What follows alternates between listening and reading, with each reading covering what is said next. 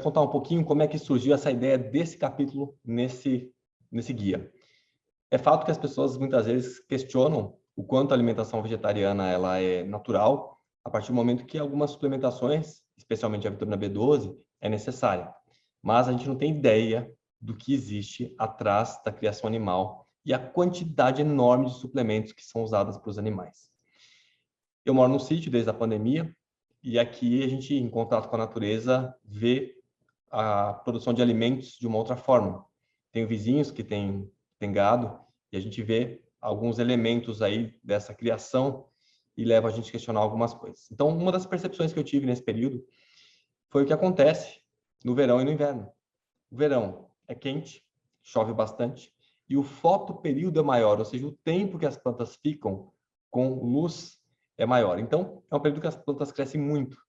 Você vê que a grama, né, se a gente for cortar, roçar a grama, você não vence, é o tempo inteiro ali fazendo os cortes.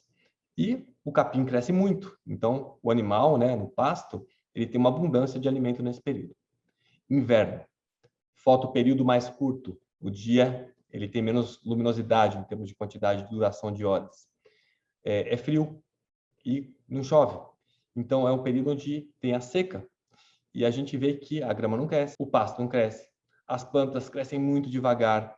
Então, é um período onde, para o animal que está no pasto, ele passa fome. Então, dentro desse aspecto, o que os criadores fazem, muitas vezes, é fazer uma tentativa de remanejamento de pasto, ou seja, deixam os animais no verão no espaço mais confinado, para que cresça a grama nos outros espaços que o animal não está comendo, para que no inverno ele possa soltar nesse outro local. Só que mesmo assim tem um problema, porque quando tem a seca, o capim fica seco mesmo, né? E aí eu comecei a verificar que a gente tem alguns aspectos aí fortes da suplementação animal. Primeiro porque o nosso frango é criado no Brasil, quase todo ele é de criação industrial. E as vacas criadas no pasto, elas precisam ser suplementadas também. Então, eu passei numa agropecuária no local e eu conversei com a dona da agropecuária e ela me mostrou uma série de coisas. E dentre as perguntas que eu fiz para ela sobre questão de suplementação, ela me disse que todo criador hoje suplementa, mesmo o animal solto no pasto. E, de forma prática, né, eles entendem, né, isso na visão popular, eles entendem que o animal está precisando de algum suplemento quando uma vaca começa a lamber a outra. Eles entendem que isso é como se ela estivesse buscando minerais do suor da outra, né, para suprir algumas necessidades.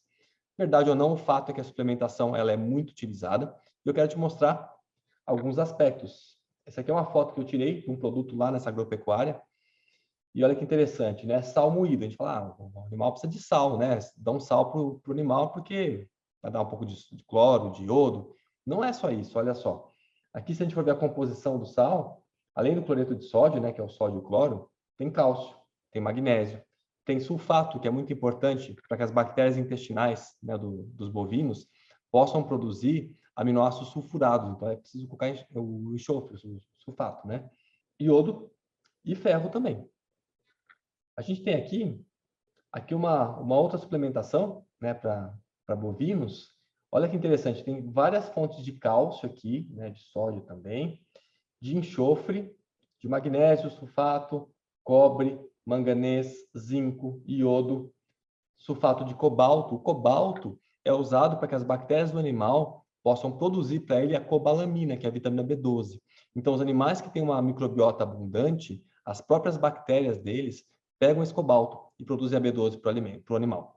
O animal que não tem esse microbioma tão grande, né, tão vasto assim como são os animais ruminantes, eles vão precisar usar a B12 diretamente na forma de cianocobalamina, tá? Mas o cobalto é uma fonte de B12 para animais que produzem a sua própria B12. A gente tem selênio também aqui, então a gente vê a composição bem vasta aqui. E aqui uma a criação de frangos, tá bem pequeno, né? Mas assim, o que você imagina de minerais tem aqui. Né? A base é milho, é farelo, mas é tudo adicionado de vitaminas e minerais sintéticos. Tem lactobacilos aqui, tem o que você imaginar aqui para esse animal criado em sistema industrial. E aí a gente vai ver claramente, que é o foco dessa nossa conversa, que a dieta onívora ela é mais suplementada do que uma dieta vegetariana vegana. Os animais vão funcionar como atravessadores de nutrientes. O que eu vou mostrar isso para você direitinho aqui nessa aula. Então, olha só.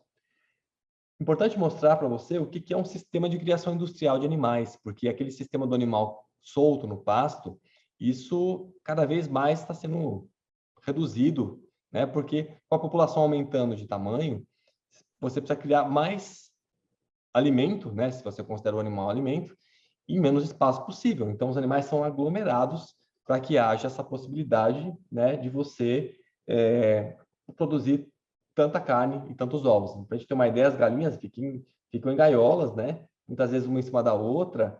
Enfim, você vê que o espaço aqui é extremamente reduzido e, obviamente, esse animal não pode comer nada no local, porque não tem como nascer nada nesse local.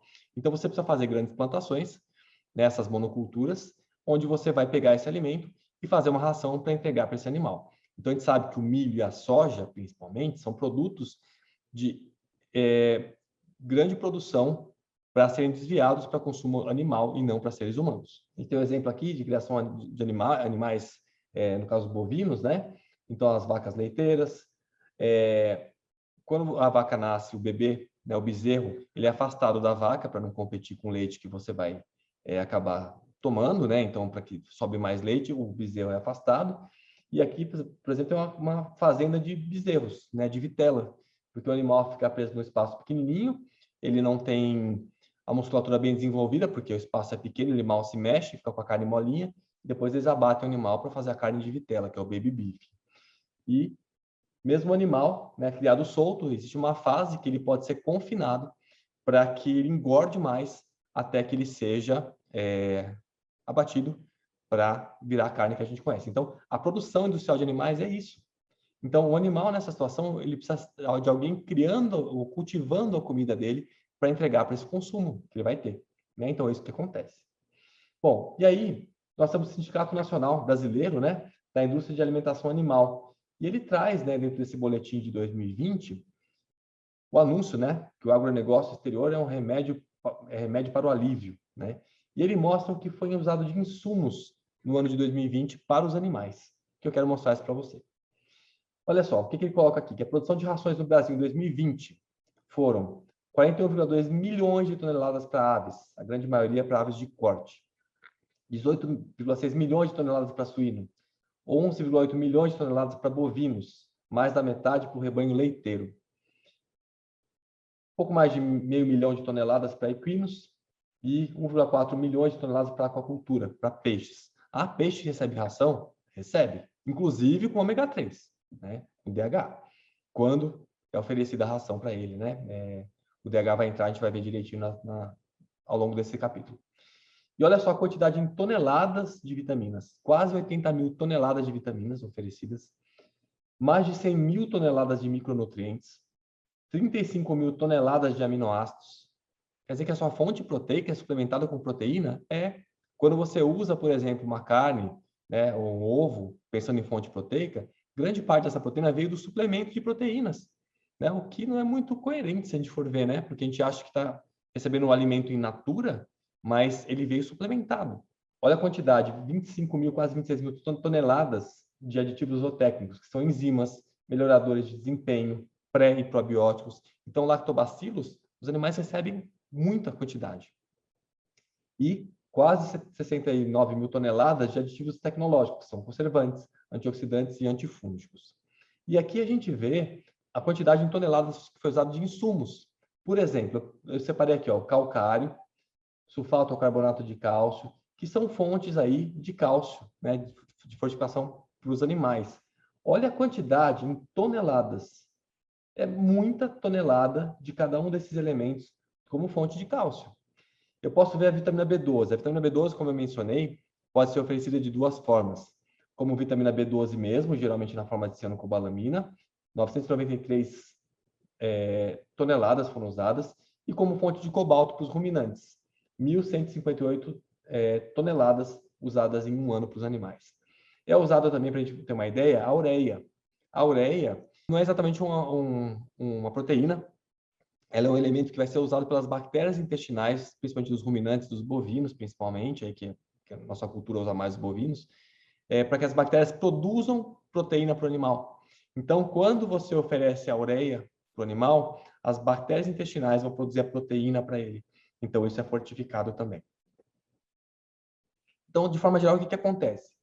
A vaca, ou qualquer animal, aqui está a vaca como representante dos animais, mas pode ser qualquer um, recebe suplementos e ele vai ser usado pelo próprio animal, ela vai consumir isso, ela vai defecar uma boa parte do que foi ingerido, vai urinar ao longo da vida dela e vai produzir através de carne, leite, no caso do frango, os ovos, esses produtos que o ser humano consome.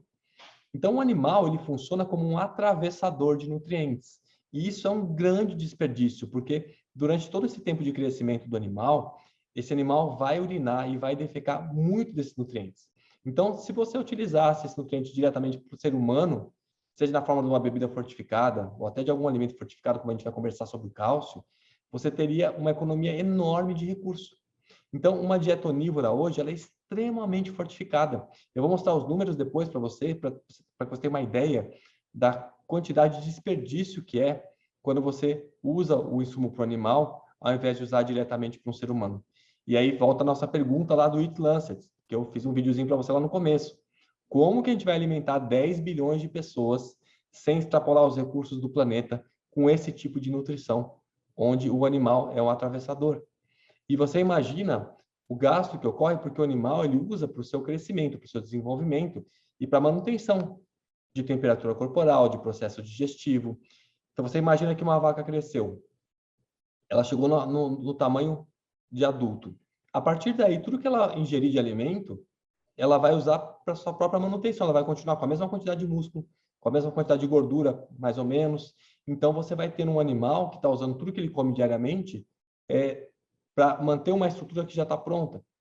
Então, a gente tem um gasto enorme do que o animal come para a sobrevivência dele mesmo. Então, sempre que a gente usa um animal, um subproduto do animal, como um recurso de alimentação, a gente está usando um alimento altamente defasado, né, nesse aspecto de aproveitamento de recurso energético. E aqui eu fiz um resumo, né? Esse desenho aqui está lá no guia, logo abaixo do guia, que é o seguinte, olha, uma dieta onívora e uma dieta vegana. Os alimentos vegetais podem ser usados diretamente para o vegano, assim como podem ser usados diretamente para o onívoro. A suplementação pode ser usada diretamente para o vegano, como pode ser usada diretamente para o onívoro. Mas os animais estão no meio do caminho. Então, o que acontece? Os animais vão precisar comer os alimentos vegetais, vão precisar usar os suplementos para que o ser humano use esse produto animal. Então, quando você faz uma dieta onívora, você está ingerindo uma grande quantidade de suplementação que vem diretamente aqui e muitos desses alimentos do reino vegetal foram alimentos desperdiçados, né, para a condição aqui de sobrevida do animal. Então, quando a gente pensa na questão da suplementação, isso é muito claro e você vai ver nas próximas páginas aqui do guia. É um desperdício enorme usar um nutriente para o animal, porque ele vai gastar muito, vai desperdiçar muito e vai chegar pouco para você. Então, a alimentação vegana, ela é menos suplementada do que uma alimentação onívora.